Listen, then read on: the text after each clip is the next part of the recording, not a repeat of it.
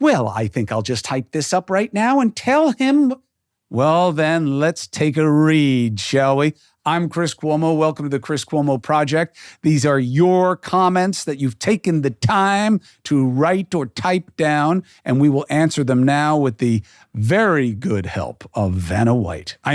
Greg Ott. He's not turning letters. Her contract just got extended. I heard. She'll be on the wheel for quite some time. I heard. We have the same attorney. So, what do you want to comment? And how can I reply? Let's get after it.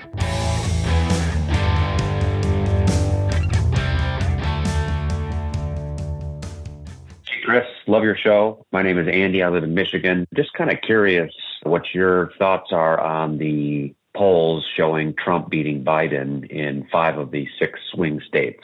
Seems crazy to me. I can't believe that independents would vote for Trump. Or do you think independents just won't show up to the polls at all, or they just won't vote?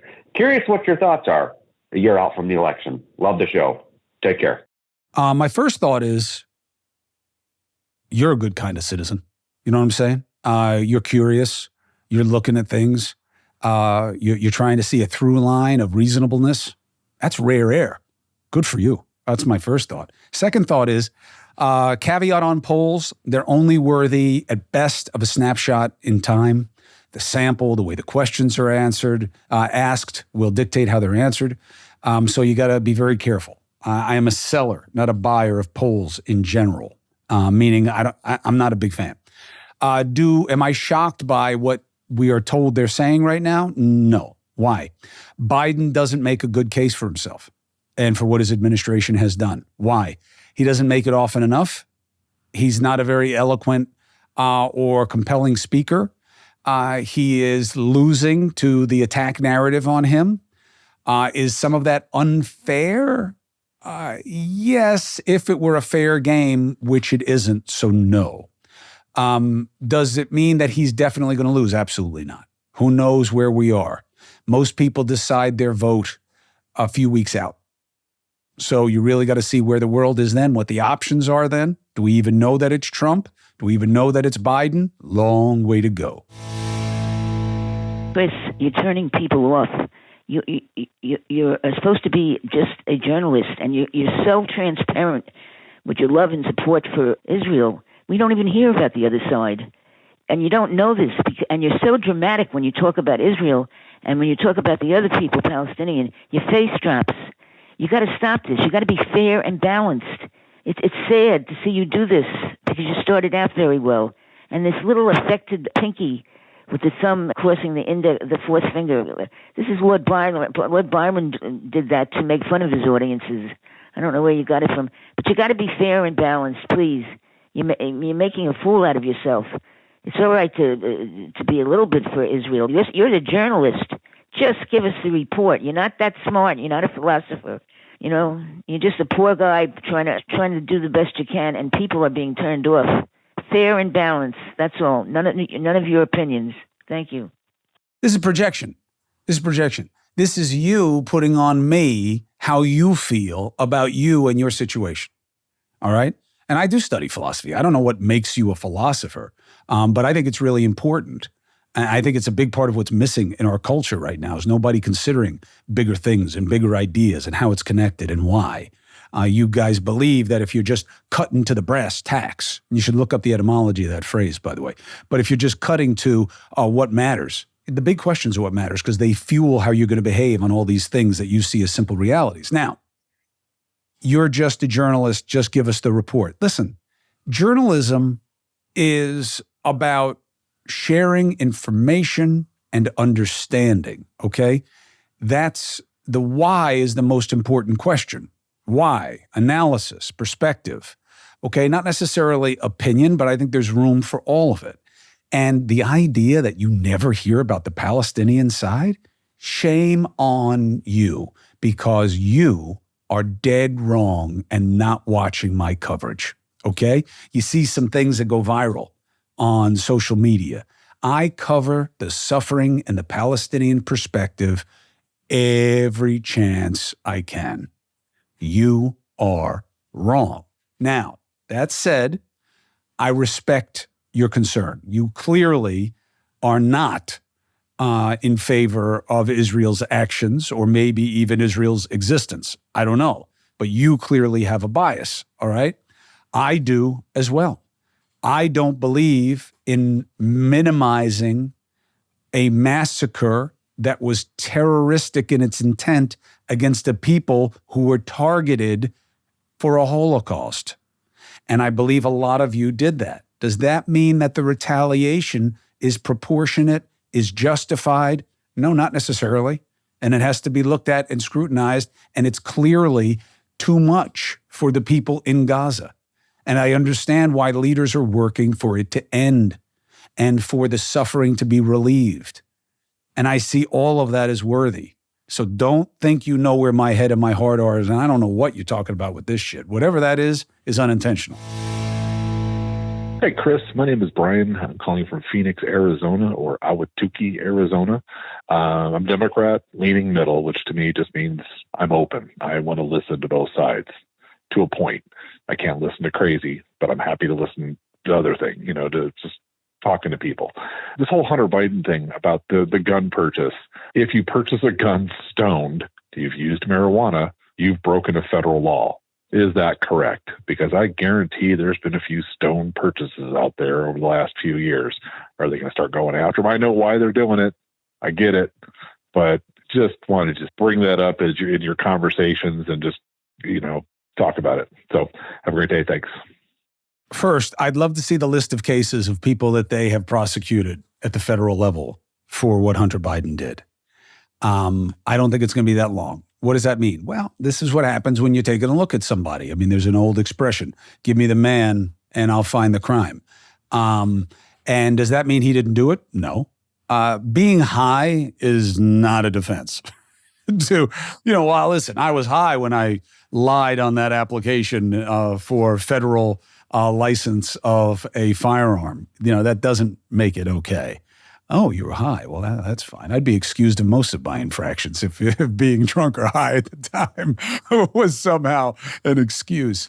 In fact, the law often imputes intent when someone was intoxicated because they don't want to reward you for being screwed up.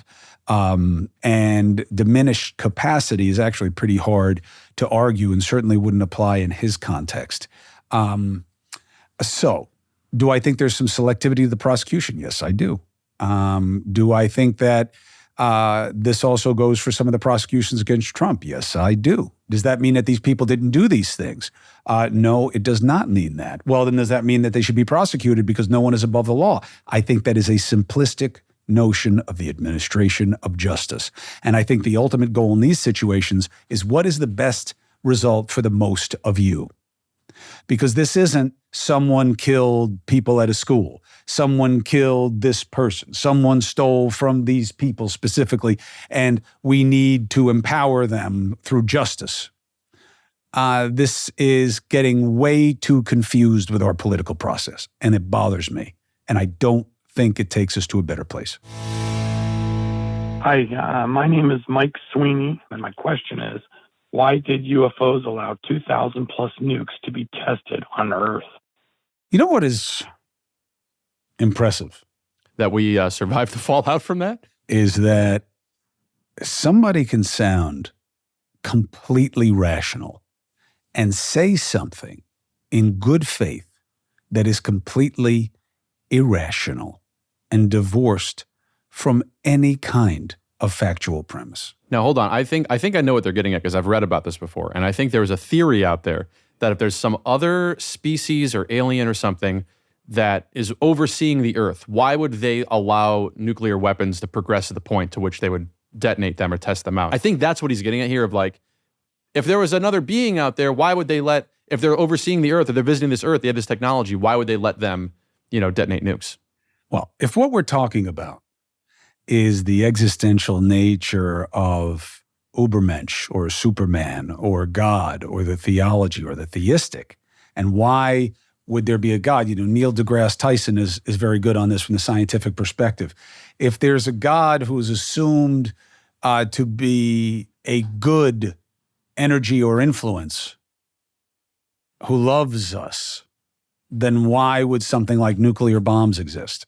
Okay. I do not subscribe to that theory. I do not believe that there is a bunch of UFOs controlling me or what's happening on this earth. So the context that you are coming to me with is lost on me. I believe that everything happens here for the reasons that we ascribe to it. And this is about our choice structure.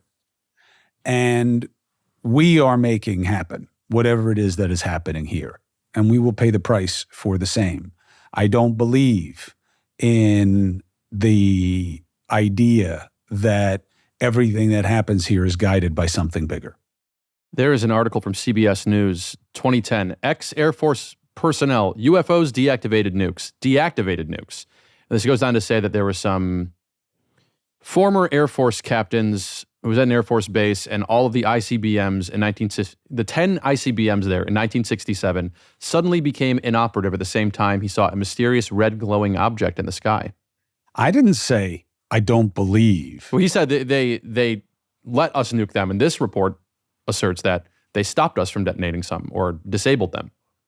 Again, the cure to all of this is transparency, okay? Whatever is known by the government should be shared to the extent that it doesn't really, objectively, endanger our safety or our advantage over known enemies. And that's why we have elected leaders who should at minimum be appraised and then filter through things to us or not based on what we trust them with as a responsibility that we can give or take with an election. Are these from other countries? Are they private concerns? Are there things that they have looked at that they don't know where it came from? Oh, that's frightening. It'll destabilize people. Please, all right? I don't need the government to safeguard my spirit and my mentality in terms of what I can conceive of or not conceive of. I don't know how any Christian can be open to the suggestion that there's life beyond our own, because you've made a choice to believe in something supernatural already, let alone an extension of the natural. And I'm not talking about some evangelical who believes that only what is true is what is written in the Bible and nothing more. Not that kind of Christian. I'm talking about somebody who has the simple choice structure of saying, I choose to believe that there is a higher intelligence than my own. Then why wouldn't you be open to there being life other than that which you see around you? You guys go through a lot of seltzer, by the way. You seltzer slurping motherfuckers, all right? You're the one you're very generous. You tell us every time we come here, can I get you a sandwich? Do you want something to drink? Your guest comes over, you have us get them seltzer, a beverage. Like, you're making it seem like we're drinking all this stuff, but in reality, you're a very generous host. I often find that you are very good with the words that mean nothing. Okay. I called you a generous. What are you talking about? I'm being nice to you. Hold on. Don't emote. Just listen for a second. All right. I do try to be generous, and I think you deserve the generosity because you're a beautiful guy who is helping me do something that matters. So I like you and I appreciate you. That doesn't mean that you've got to suck down every bottle of seltzer you can find in my refrigerator like you've never had it before and you're never going to have it again. It is like 85 degrees in here today. Do you know how we can attest to this? It's like a fucking sauna. And it makes you thirsty. Why don't we turn down the heat instead of you drinking all the stuff that I bought today? We have to turn off your whole HVAC system because it is too loud. The microphones are very high quality microphones. This is great equipment, but it picks it up. So if we keep all the things on, it ruins the sound. Your generation is all about the water bottles. Why don't you bring your own water bottle and fill it up and drink some of that? Because you have all this water here for me. I know. That's exactly what I'm saying. See what I'm saying? If he were anywhere else, he'd have his little thing with his stickers of all the little bands he likes, and he would fill it up. But now, anyway. I feel like you would, if I had a bottle like that with me, you would just make fun of me. You'd be like, oh, nice little John Mayer sticker you got on your water bottle there. Oh, it looks like you went to a national park once. Good for you. Yeah. And? Yeah, so it's like if I brought I would be shit on regardless. If I bring water with me. But I'd be saving money. I'm sorry. If you want, when I get paid, I'll cut you a check for the $2 worth of Schweppes I had today. You'll never pay for a thing when you're around me. Never. Never. You know, I buy these guys lunch. You know why? They deserve it. Yeah. That's why. This is the guy who just Good told me, by guys. the way, you were at Zero Bond last night, which was certainly... Yeah. Well, I'm not a member. And I paid, by the way. And it was expensive. Yeah, with the chop. Huh? Yeah, I love that. I learned this new thing that you guys do in his generation. The checks come out and they're, hey, you want to chop this? What the hell does that mean? It's like the new way of saying, do you want to go Dutch? Which nobody wants to say because you sound like a cheap bastard, especially when you invite somebody else to go to dinner. And, hey, you want to chop this up? You want to chop this up? You want to chop this up? Yeah, I'll chop it up, but chop up your fingers. Oh. All right, let's go. Do you like chopped cheese? I don't even know what that is. Never had a chopped cheese sandwich? No, what is it? It's like a New York steak. It's like a hamburger that's diced up, and they put on a bunch of peppers and seasoning with and they put on like a hoagie and cheese. Obviously, it's like a hamburger. It's like a cross between a hamburger and a sloppy. It's like a bodega food. This is not a New York thing. Yes, it is. Yeah, this is. Yes, you it may is. have had it in New York. This is 100%. Everybody knows this is a New York thing. Now, again, you're getting hysterical again.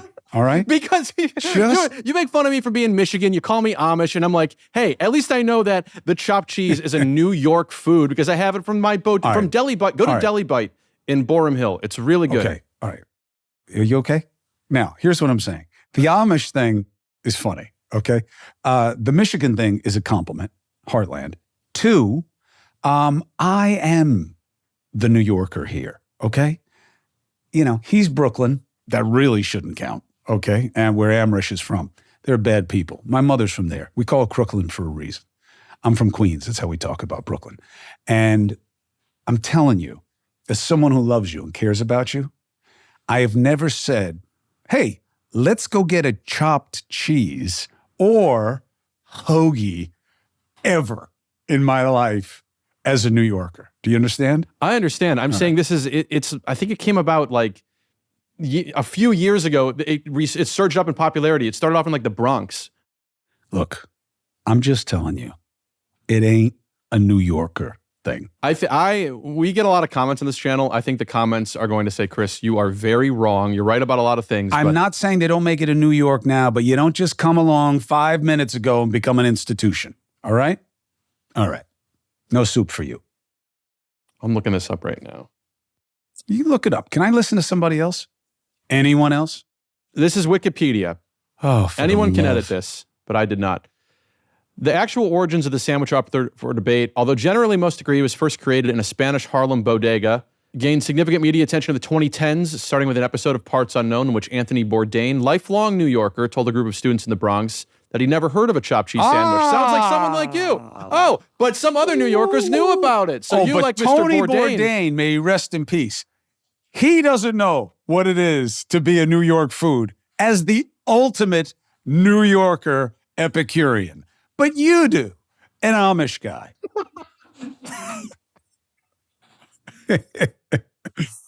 That was great. That was so obvious, YouTube will probably censor it.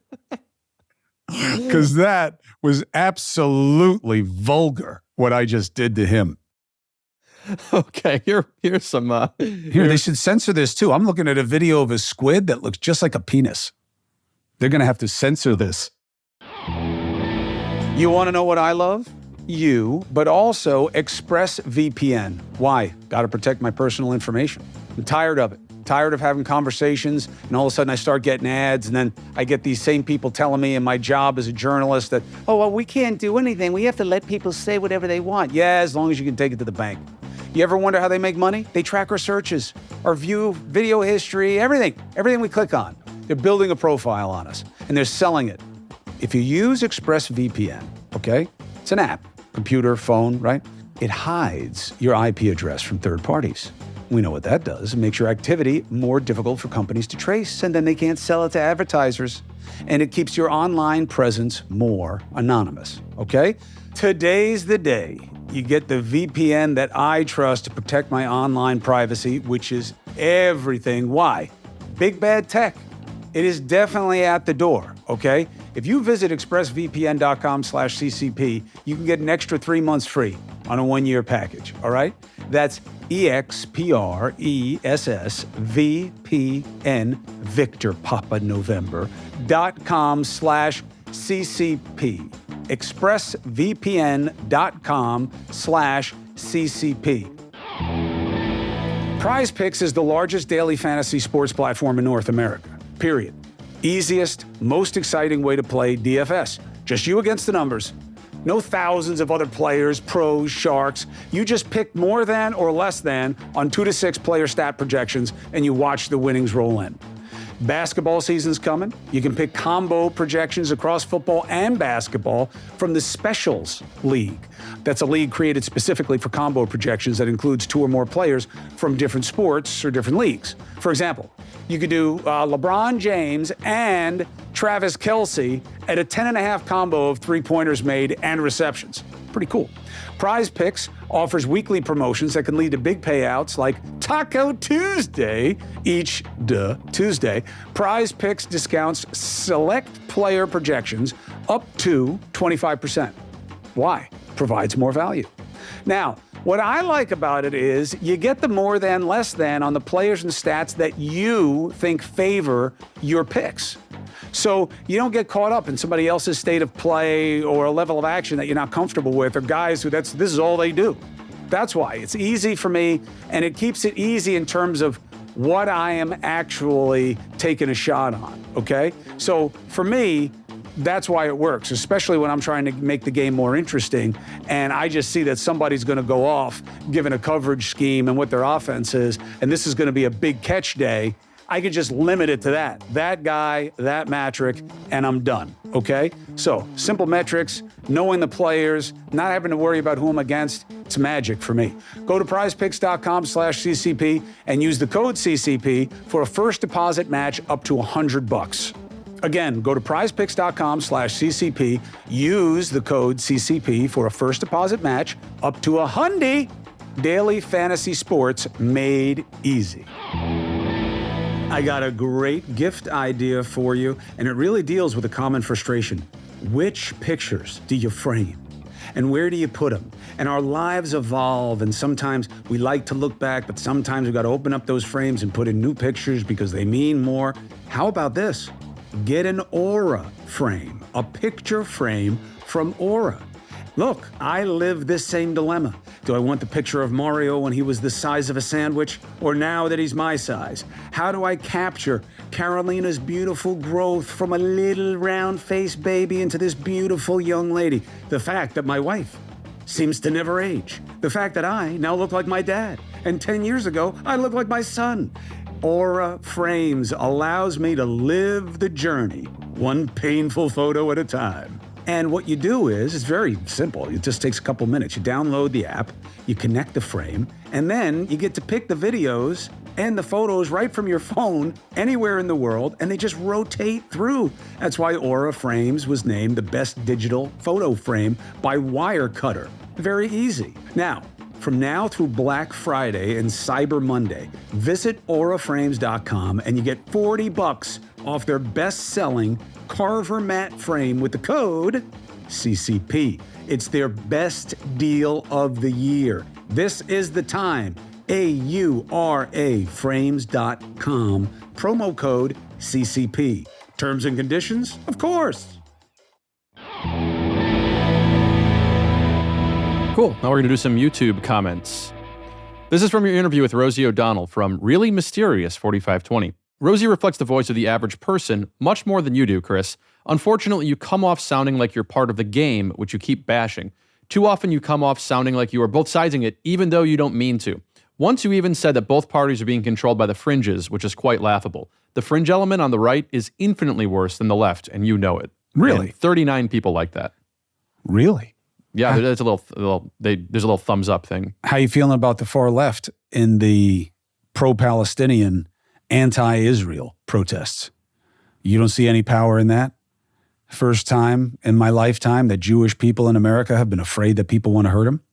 College campuses that are supposedly all about tolerance, allowing some of the ugliest invective we've seen, directed almost exclusively toward Jewish people.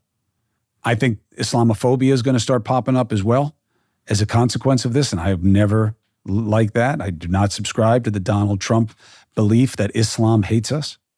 But am I part of the game? No, because that requires an awareness of wanting to play, and I don't. And both sidesing suggests a false equivalency that I think is never a fair accusation of how I do what I do. There's a reason that so much of the law has moved in an analysis of negligence to comparative responsibility or liability, which means that it's percentage. Like, all right, it's not just it's either you or it's me. And if it's 51-49, then 51 loses and takes full responsibility. It's comparative. It's about percentages. It's about degree. And I think that that's a much more nuanced and sophisticated understanding of reality. Rosie is a very compelling lefty. She sees everything through that lens. She hates Donald Trump. That is her choice. That is her right. I don't share it. I don't think that makes her more common. And to the extent that it does make her more common, it is reflective of a problem, not a virtue. Hate, love is too simple when it comes to politics. And I think that I'm trying to get people to be critical thinkers and to be less reactionary. And that's my goal. I'll tell you what, she's got great common touch for a centimillionaire. And I respect her success and I appreciate her coming on and talking to me about it. And I'm not looking for your vote. And I'm not looking for you to see me as anything. I just say it as I see it. Again, like one of my favorite bands, the Idols, say. I say what I mean. I don't do what I love, but I do what I think matters, and I fucking send it. And it's up to you how to feel about it. This is from your video about grievance. Walter Bison writes, Wokeists look for the smallest things to protest and blow out of proportion, even when it contradicts their political views. See LGBTQ supporting Palestine/Hamas, who would kill them on sight. Yeah. That's a favorable example for your argument. I could see a minority that is oppressed identifying with another minority that is oppressed. What does being gay have to do with being Palestinian? I'm just telling you that that would be the affinity, the natural connection or perceived connection, that it might be conflated with or connected to a leniency for a terror organization is a problem, period, no matter who's doing it. For a group that would be targeted by Hamas to show any kind of deference to that group would be absurd. And I don't think you're going to find a lot of LGBTQ people, and by not a lot, I mean probably none, saying in a serious way that they are pro-Hamas's determination to kill them. I think they're seeing a minority that's oppressed, and that's kind of the end of the analysis. Is it problematic that to the extent that that support creeps into the realm of not seeing what Hamas did as disgusting and unworthy of any degree of justification by a group that would be targeted by Hamas, certainly, I think, weakens their support, the strength of their support, the compelling nature of their support. But I don't think it's as simple as how you're putting it out there. Shurshith Harkin, 535, writes, how can a Democrat vote against Kennedy? It would be traumatic. They didn't use any spaces. Do you want to see it? No, you like picking wackos. This is just one of your audience members. Who's a wacko? Well, I don't know them personally. But you can judge by the complete lack of intelligibility of what they wrote down. For all you know, their keyboard is broken. No, for all you know, their keyboard is broken. Well, I think if you add the spaces, it would be, how can a Democrat vote against a Kennedy? It would be traumatic. Well, Teddy Kennedy, who was a much stronger candidate than RFK Jr., he had to back out. So people have been Democrats and not voted for Kennedys plenty of time. This is from Ricky Bobby 6579. He should call his channel the Alan Parsons Project. That's funny. You win. Oh, okay. We're done.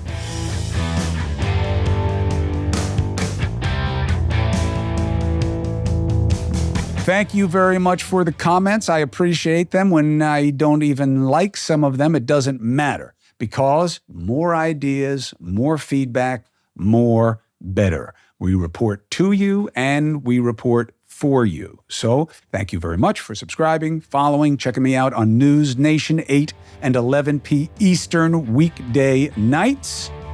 Let's get after it.